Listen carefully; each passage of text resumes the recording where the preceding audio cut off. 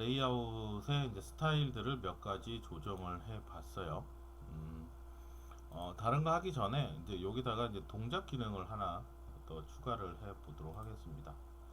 어떤 걸 할 거냐면, 여기 이제 데이터를 선택을 하면 선택된 데이터 이렇게 이거 지금 보이는 건 하이라이트 돼서 보이잖아요. 이 부분들을 했고요. 이제 앞에 만든 요 위에 있는 건 이제 전체에 대한 데이터니까 요 전체의 데이터를 조정을 한번 해보도록 할게요.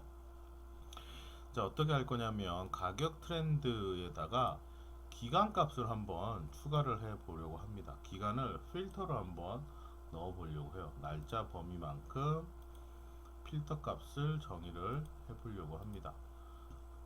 필터를 여기다가 넣어서 이제 표시를 해 볼게요. 이제 필터를 적용을 시키는데 이제 표시를 하게 되면 오른쪽에 보시면 필터 항목이 나타나서 내가 필터를 적용을 시킬 수가 있습니다. 자, 이렇게 해서 필터 항목을 적용을 했고요. 그러면 요 적용된 게 뒤에 이제 적용이 돼야겠죠. 안 됐네요. 왜 안 됐지?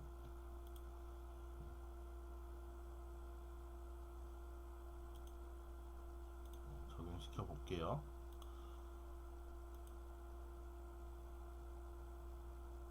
필터 기간, 예, 여기다 기간. 데이터가 들어가 있으니 순서는 상관없습니다. 그래서 요 이제 데이터가 이제 쭉 지나가면 데이터가 이제 실제 원하는 크기만큼 작아지게 되는 거죠. 자, 그런데 여기서 중요한 건 이제 전체 데이터는 작아지는데 여기 보시면 위에 있는 KPI 값들은 안 바뀌죠. 왜 그러냐면 지금 현재 요 데이터의 아래쪽에 있는 요 트렌드 데이터에서의 데이터 값만 움직이는 거지 여기 위에 있는 값이랑 상관이 없어서 그렇습니다. 자, 그래서 이걸 어떻게 처리를 하면 좋을까? 자, 그래서 어떻게 하냐면 지금 내가 사용하고 있는 요 데이터의 기간을 여기 위에 있는 세 개의 데이터들도 적용시킬 수 있도록 하나씩 추가를 시켜주는 겁니다. 그러니까 여기다 기간 데이터를 필터를 다 해주는 거죠. 근데 그걸 하나씩 해주는 게 아니고요. 자, 지금 내가 지금 가지고 있는 요 필터 데이터에서 추가를 해주시면 돼요. 어떻게 추가해 주시냐면 필터를 내가 지금 쓰고 있는 필터를 현재 워크시트, 지금 현재 워크시트에만 적용을 하는데 이게 아니라 기간이라고 들어가 있는 데이터가 있으면, 즉 나와 관련되어 있는 데이터 원본을 사용하는 모든, 그럼 이건 전체 데이터에 이제 영향을 주게 되겠죠. 그래서 내가 영향을 주는 데이터에게 요 값이 바뀌도록 해주세요 라고 하는 겁니다. 그래서 요걸 하게 되면 이제 전체 시트에 다 적용이 됩니다. 이렇게 적용을 했잖아요. 적용을 하게 되면 뒤에 보시면 요 값들이 다 적용이 됩니다. 없던 값들이 생겼죠. 이렇게 생겨서 실제 데이터를 조절을 하면 조절된 데이터의 기간만큼 그 값들이 다 이렇게 조정이 되는 거죠. 그래서 최근 동안의 전체적인 경향을 한 번에 볼 수가 있게 되겠습니다. 자, 그렇게 해서 이렇게 움직이는 데이터의 범위 값을 조정을 해서 그 값들을 볼 수가 있는데, 요게 이제 첫 번째고, 이제 두 번째로 이제, 요거 제가 이제 특정 부위를 이렇게 선택을 할 수가 있어요. 그쵸? 선택을 할 수 있는데, 이걸 좀 더 확대해서 보거나 이게 크게 보고 싶어요. 근데 이게 아무리 마우스를, 되네. 컨트롤 휠을 하니까 이렇게 크게 잡기가 됩니다. 근데 이건 뭐가 좀 아닌 것 같아요. 그쵸? 컨트롤 키 누르고 마우스 휠 누르시면 돼요. 그래서 내가 특정 부위를 좀 확대하고 싶다라고 하실 때는 어떻게 하냐면, 자, 요 화면에서 오른쪽 마우스를 누르시면 화면에 이게 보기 툴바라고 하는 게 있어요. 이게 자동으로 나올 때도 있고 안 나올 때도 있습니다. 보기 툴바를 클릭을 하시면 왼쪽 화면에 요 툴바 화면이 나타나요. 기본적으로 확대 축소를 해주는 역할을 해주는 툴바인데요. 여기 보시면 핀이 있죠. 그래서 확대를 하신 다음에 고정이 돼서 이렇게 보고 있다가 핀을 클릭을 하시면 전체 화면으로 이렇게 다시 들어오게 됩니다. 역시 축소를 했다가도 핀을 뽑으시면 원래대로 돌아오게 돼요. 이 기능을 여기도 있는데, 여기 보시면 이제 밑에 화살표에 보시면 실제 내가 원하는 돋보기라든지 이동이라든지 선택의 항목들이 이렇게 떠요. 그래서 내가 실제 내가 보고 싶은 부분만큼 줌을 쭉 이렇게 당기기도 하고요. 아니면 필요한 만큼 파일을 이렇게 이동을 하기도 하고요.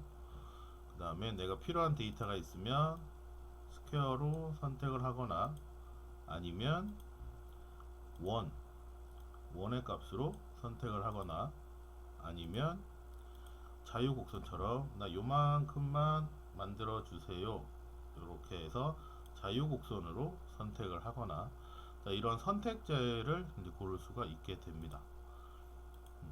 다시 원상태로. 자, 그래서 이 툴바 보기를 이용을 하시면 좀 더 다양하게 그 차트들을 활용할 수가 있게 되겠죠.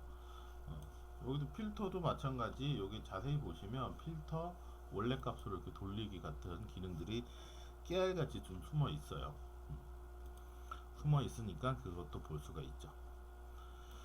자, 그러면 여기서 이제 대시보드 기능을 하나 추가를 해 보려고 합니다. 그게 뭐냐면 이만큼 선택을 했을 때 이 선택된 데이터 중에서 가장 크고 평균이고 최저값을 보고 싶은데 그 값만 이렇게 따로 한번 보려고 할게요. 그러면 기본적으로는 어떻게 하시냐면 대시보드 화면에서 동작 액션이라고 하는 이 기능을 활성화 시키시면 기본적인 대시보드의 필터 활동들이 이제 추가가 됩니다. 그 중에 가장 많이 쓰는 게 이 필터라고 하는 항목이고요. 이 필터의 항목의 특징이 뭐냐면 이렇게 되는 겁니다. 자, 내가 만들어 놓은 여러 가지 화면들이 있는데 이 화면 중에서 내가 특정한 시트에 있는 걸 적용할 거야. 여기 체크가 다 돼 있으면 4개 다라고 하는 뜻이에요. 4개 다 중에서 오른쪽 메뉴를 누르거나 아니면 내가 선택하면 아니면 마우스만 올려놔도 이렇게 되는 겁니다. 예를 들어서 트렌드를 한번 볼게요. 자, 내가 트렌드 되어 있는 여기 있는 값에 필요한 데이터를 선택하면 아래쪽에서 선택하면 선택된 데이터만 필터해 주세요 라고 하는 겁니다. 이거 빼놓고 여기 있는 거래소에 있는 데이터들 중에서 얘네들만 필터해 주세요 이렇게 적용을 하게 돼요. 그래서 이 필터 기능이 적용이 됩니다.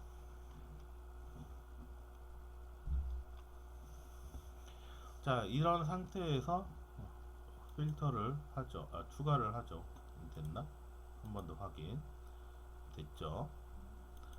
자, 그러고 난 다음에 확인을 누르도록 하겠습니다. 자, 그러면 지금은 아무런 이상이 없죠. 그런데 제가 특정 데이터만 이렇게 선택하면 선택된 데이터만 이 값이 이렇게 보이게 되겠습니다. 근데 이상하죠? 뭔가가 필터하는 순간 잘못된 걸 알 수가 있습니다. 다시 한번 돌아가 보도록 할게요. 자, 뭐가 잘못됐냐면, 자, 필터를 했는데 첫 번째 있던 이 동작 필터라고 하는 게 원래는 없었는데 여기 갑자기 생기게 된 겁니다. 그럼으로써 원래 가지고 있던 거래소에 있는 데이터가 볼게요. 거래소의 데이터가 원래는 하나만 선택이 돼야 되는데 얘가 전체 다 선택이 되어버린 거예요. 필터가 2개가 들어간 거죠. 자, 그래서 이런 오류가 생길 수 있습니다. 그래서 이 동작 필터를 제거를 할게요. 네, 여기서 할 필요 없고 여기서 동작에서 이 필터의 이 값들을 아예 없애버리도록 하겠습니다. 그래서 보시면 이제 필터는 안 되는데 중요한 건 이 값을 다시 원상복구를 해야 되는 거죠. 아하, 그래서 이게 함부로 건들면 안 되는구나. 자, 그래서 첫 번째 건 브리트니 데이터만 두 번째 건 얘도 마찬가지 필터가 다시 돌아가 버렸죠.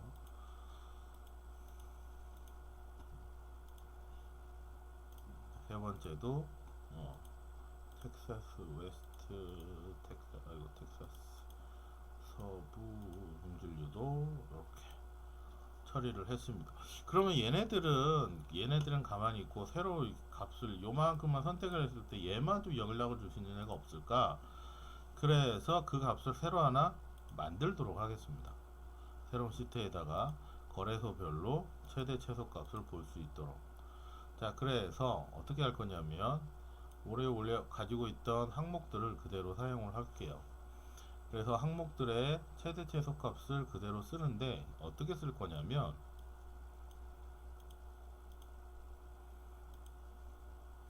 필드 항목으로 최대값, 가격으로 평균값, 그 다음에 가격의 데이터 값으로 최소값을 이렇게 써볼 겁니다. 그럼 어떻게 될까요? 그렇죠. 데이터가 바뀌면 바뀌는 대로 이 화면에서 이 데이터 값이 연동이 되겠죠. 그 기간 안에 있는 값이. 자, 그러면 그 값이 표현이 될 겁니다. 자, 그래서 그 항목을 저는 이렇게 아래쪽에다가 그림으로 이렇게 넣어 봤습니다. 한번 넣어 볼게요. 봤더니 이거 가로로 되어 있네. 이걸 세로로 이렇게 바꾸면 되겠지. 그리고 옆으로 가고 싶은데 이거 어떻게 옆으로 가지? 어떻게 옆으로 가냐면 원래 가지고 있던 측정 지표 값을 여기다가 넣고요.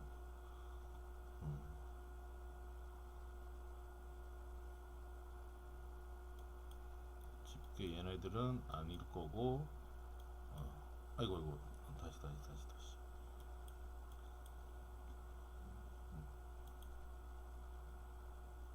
평균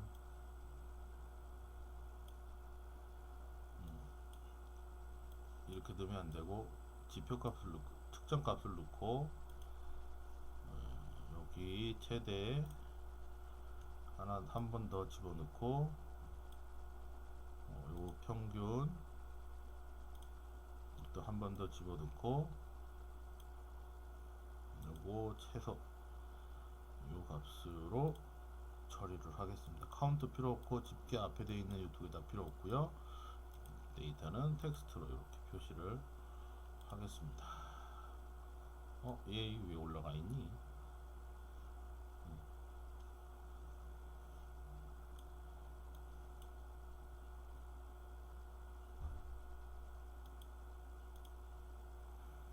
저를 슬프게 하는군요.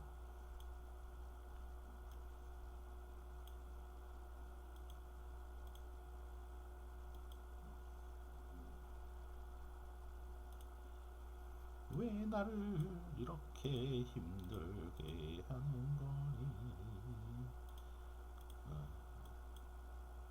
죄송해요. 평균 여기 빠른 디자인 하는 게 제일 좋은 것 같아요. 계속 안 되니까. 자, 최소값 오케이. 자, 이렇게 해서 값을 완성을 했습니다. 얘도 뭐 전체 데이터를 전체 너비로 이렇게 하시면 자동으로 맞춰서 구간값을 처리를 해줄 거예요. 자, 그래서 5번 시트도 이렇게 집어 넣으시면 되겠죠. 근데 요 화면보다는 거래소가 같이 표시가 되는 게 거래소별로 이렇게 표시가 되는 게 이쁠 것 같아요. 자, 그래서 위에서 보던 요 절대 데이터랑 선택된 데이터 두 개를 했네요. 자, 위에도 올리는 게 더 좋을 것 같습니다. 그쵸?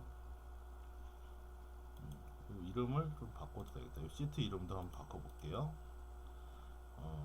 이름을 구간 선택 구간 거래소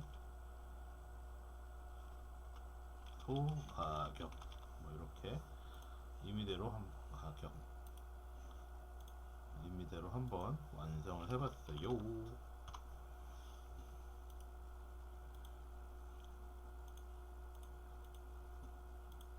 저는 위로 했네요.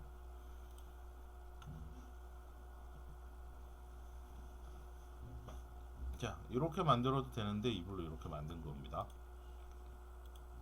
선들이 왼쪽에 있으니까 얘도 서식을 이용을 해서 전체적인 글꼴이랑 모양들을 좀 정렬을 해야겠습니다. 정렬을 하죠. 이건 없어도 되지 않나?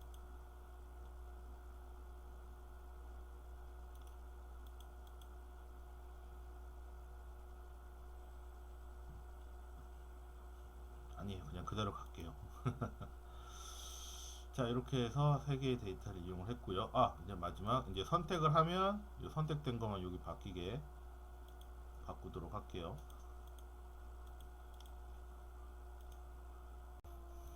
대시보드 동작으로 가서 필터를 추가할게요. 필터 여기 아래에 있는 데이터 가격 트렌드를 선택을 하면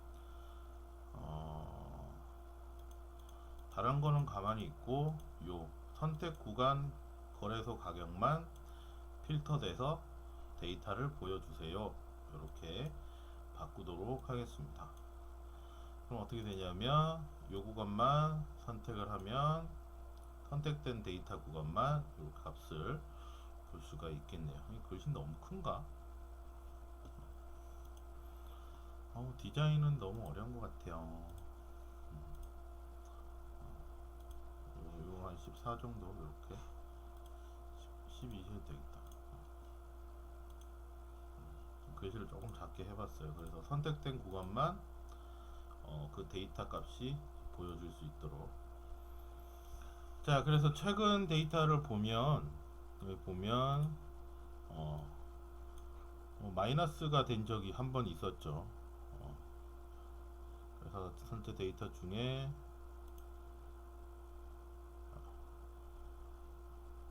돋보기가 계속돼. 최근 여기 좀 주간이죠. 요걸 좀 더 플러스하면 일별로 데이터가 처리가 될 텐데, 이게 언제냐 이때가 4월 20일 날 마이너스 유가가 마이너스 37달러까지 내려간 적이 한 번 있었어요. 그때 이제 굉장히 많은 이슈들이 있었죠. 어떻게 이제 유가가 마이너스까지 떨어지냐. 한 번 떨어지고 바로 그 다음날 호가를 쳤네요. 이때는 이제 그 뭐 뉴스에서 많이 나오는 그런 얘기들이 있었죠. 자, 이렇게 해서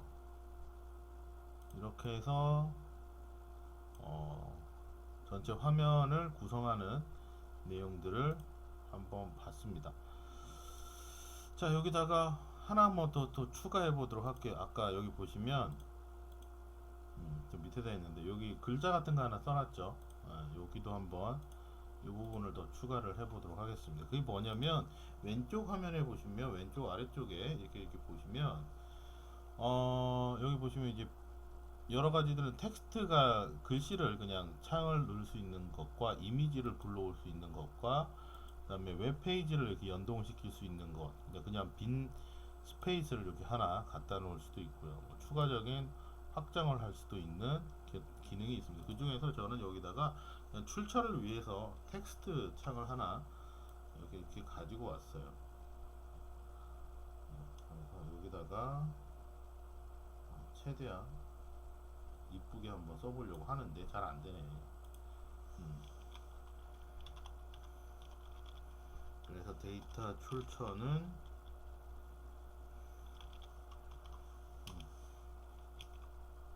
여기가 아니네. 그냥 복사를 잘못해왔네. 여기 오피넷에서 데이터를 가져왔습니다 라고 데이터 출처를 여기다 이렇게 적어 주도록 할게요.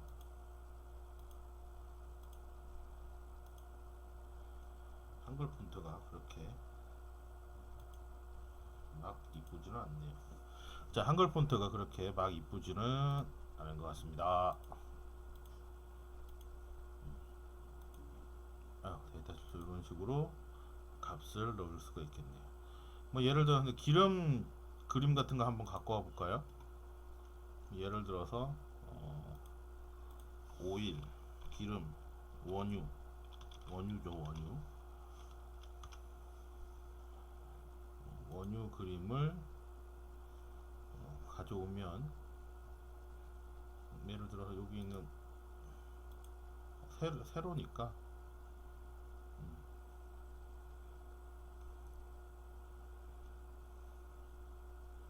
뭐 되게 많다, 그치? 요거 한번 가져와 볼까요? 복사해서 이미지 주소 복사 이렇게 가서 여기다가 이미지도 하나 이렇게 갖다가 집어 넣을 수도 있죠. 여기 이미지 선택, 이미지 URL, 주소 적용, 확인.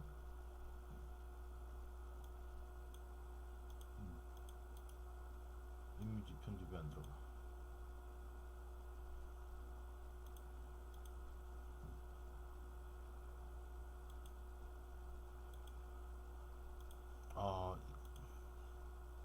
URL 이미지가 아닌가 봐요.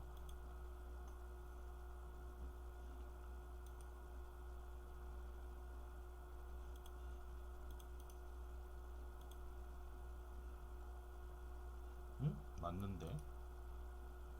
이미지 주소 복사.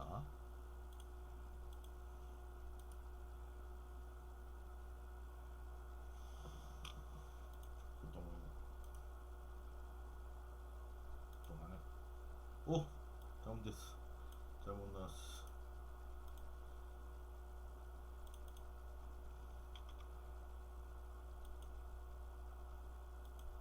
챗? 이미지가 안 들어가네요. 그럼 뭐 이미지를 다운로드 해야겠네. 이미지 저장. 그냥 다운로드 안에 들어가야 될 겁니다.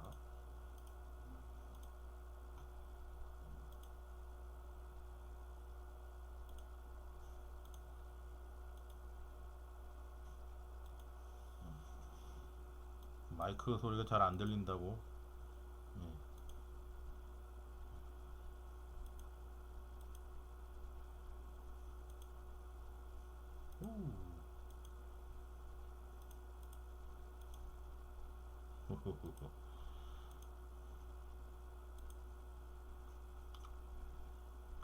클릭인가 보다.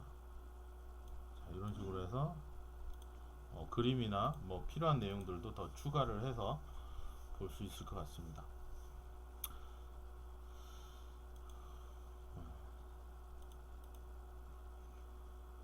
자, 뭐 나온 김에 웹페이지 하나 더.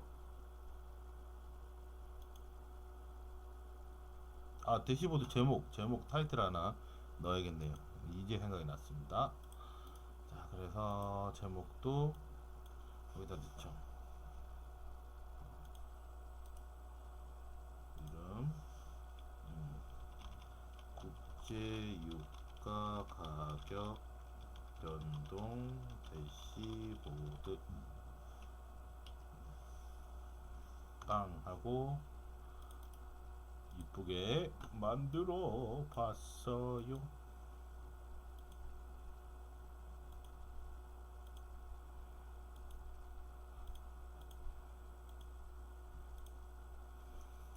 자, 이렇게 하면 앞에서 만든 화면을 구성을 할 수가 있겠네요. 각각의 거래소별 2008년부터 데이터를 한눈에 비교할 수 있고, 그 다음에 특정 원하는 기간 내에 데이터를 비교해 볼 수 있고, 그 다음에 전체 데이터를 한 번에 조망할 수 있고,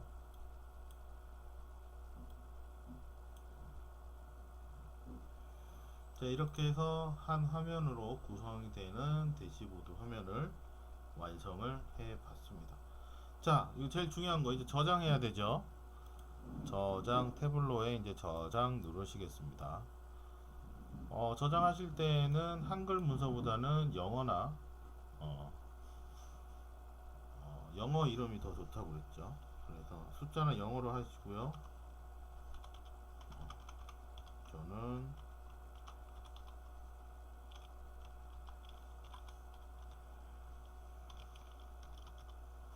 오일 플라이스 2020으로 저장을 한번 해 보도록 하겠습니다. 저장. 그러면 내 컴퓨터에서 태블로 화면으로 태블로 서버로 데이터가 이렇게 전송이 되는 거죠. 자, 이렇게 전송이 돼서 링크 되어 있는 퍼블릭 사이트에 올라가게 될 겁니다. 오케이. 자, 이렇게 되면 저장이 되는 거고요. 저는 임의대로 여기서 탭은 안 보여주도록 할게요. 그냥 있는 그대로만 써서 탭은 사용을 하지 않고 탭은 그냥 그대로 안 보여드리고요. 그 다음에 어디 갔지? 다운로드랑 이런 것들은 다 허용해 놓겠습니다. 저는 그냥 아무나 와서 다 볼 수 있도록 다 허용을 하고 처리를 할게요. 자, 그래서 이 화면으로 저는 바꿨습니다. 아까 처음에 예제는 분홍 핏이었는데 하다 보니까 파랗게 바뀌었네요. 링크도 잘 넘어가고요. 자, 이렇게 해서 여러분들도 이 화면들을 한번 잘 만들어 보시기 바라겠습니다. 그래서 이제 크기가 정해져 있어서 전체 프레젠테이션 해도 A4 크기만큼 딱 맞춰서 잘 보여지게 될 거고요. 그 다음에 이제 크기를 맞춰서 하게 되면 좋은 점이 PDF 같은 것을 완성을 할 때 전체 사이즈에 가로 세로 가로겠지, 배율을 잘 조정을 해서 사용을 하시면 태블로에서 이제 약했던 부분이 이제 내가 프린터나 이렇게 아웃풋을 하기가 좀 어려웠는데 태블로를 이용해서 이렇게 퍼블릭으로 하게 되면 원하는 사이즈만큼 잘, 여기 이제 자동 비율로 해서 그럴 거고요.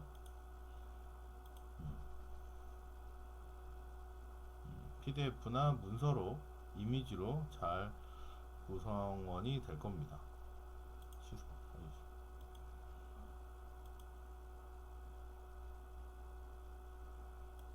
될 거예요. 될 거야. 자, 그래서 요 구성 PDF로도 잘 만들어져서 보고서 형식으로도 잘 사용할 수 있지 않을까 생각이 듭니다. 자, 이렇게 해서 보여주고요. 최종 링크는 이걸로 해서 보여드리는 게 낫겠네요. 네. 화면상에 보여주는 거 최종 링크 데이터는 이걸로 해서